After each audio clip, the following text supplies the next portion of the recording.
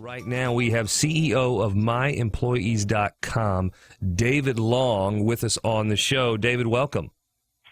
Glad to be here, Andy. Thank you. Yeah, good stuff. Well, I can't wait. I know you wrote this book called Built to Lead, 7 Management Rewards, Principles for Becoming a Top 10% Manager. And we're going to get to that in a few minutes because this is exciting stuff in this book. But I want to kind of talk about the genesis of that, which is your company, MyEmployees.com. Well, the company I started 25 years ago in my mom and dad's garage, but we are now in the top 1% of employee engagement and recognition companies in the U.S. and Canada, with over 12,000 active clients in those two countries.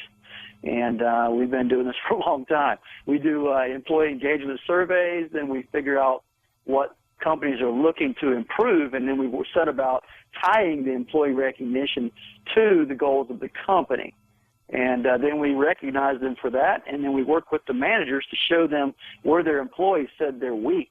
And we show them and help them get educated on what they need help in.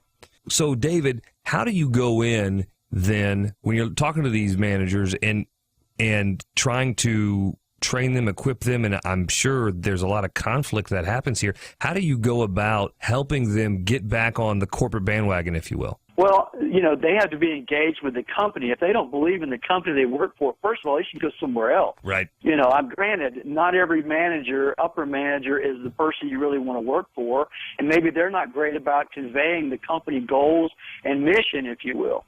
So, you want to be able to attach yourself to a company you can believe in.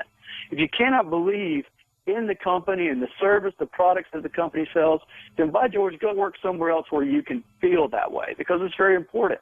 You feel like you're living a lie if you don't really believe what's being pursued, by your company, as far as your clients and dealing with them, customers as well.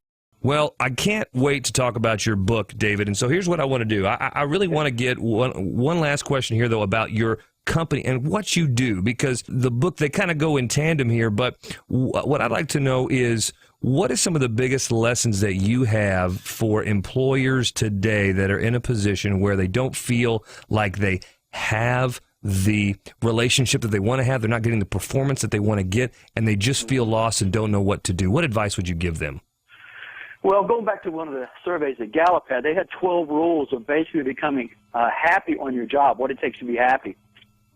And, of course, one of those was that people want to have a friend on the job. That's important. But here's one of the most important ones, is employees wanted to feel like their manager cared about them and wanted to help them progress in their career.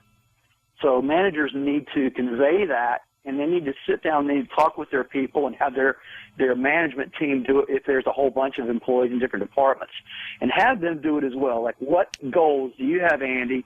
Where do you see yourself within the company in 5 years? What would you like to see happen for you to be able to feel successful here? Things like that. So it's just a matter of someone actually asking.